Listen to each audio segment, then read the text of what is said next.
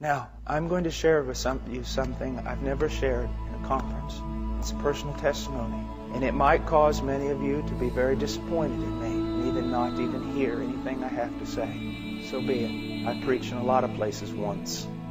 As a young man in the ministry, I was privileged of being around a lot of very, very old and very, very godly men.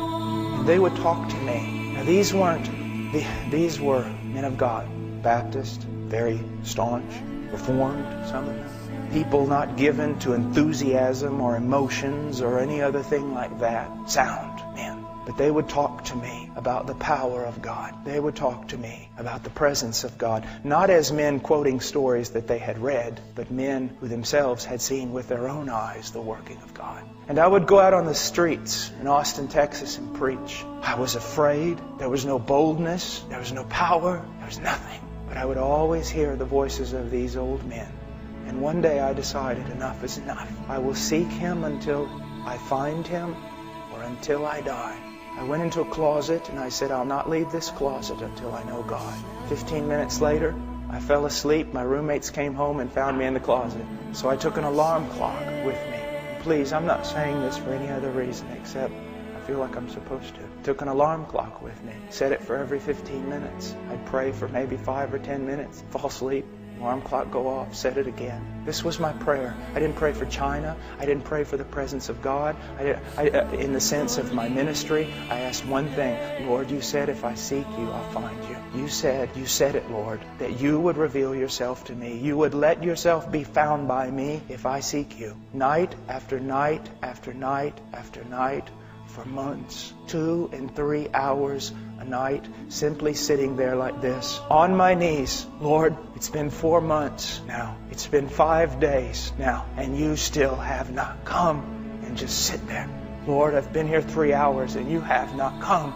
Day after day and night after night. And then one day our church was spring break, and all the college students were going to go on a Bible study ski trip type thing in Colorado. And I felt like the Lord wanted me just to go out into West Texas to the hill country, pretty barren. And I walked on top of those hills for 3 days like a wild man. If you would have seen me, you would have thrown me in an asylum. I was picking up rocks and I was throwing them, literally, physically throwing them at the sky. I was screaming. I was saying, God, I must know you. You must come. You must. I can't live like this anymore. I can't live just reading books. I can't live just reading about revivals and about people who knew somebody who knew somebody who knew somebody who knew you. And nothing happened. I went home. Another several weeks passed. And one night, He came. I just said, oh, Father, I can't. Please come. And He came. I was thrown down on the ground. I don't know how long in a fetal position, covering my head, thinking, God's come to kill me. The presence of God, in a way that in 1 second, more of my sin and my need and His glory and power was revealed. And then all of a sudden, every bit of fear was taken away. And I was filled with such joy.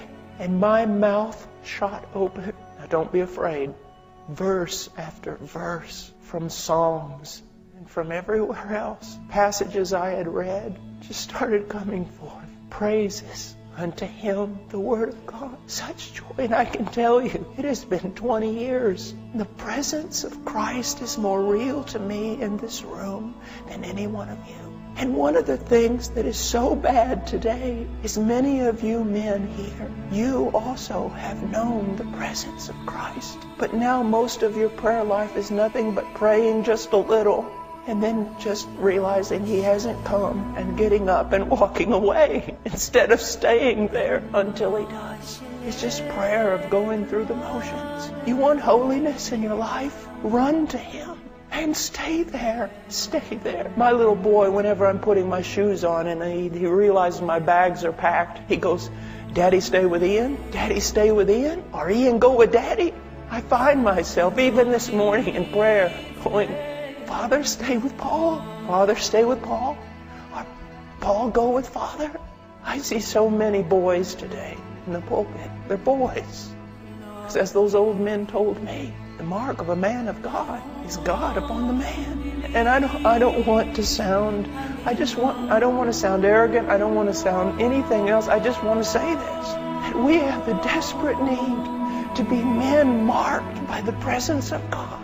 We have the desperate need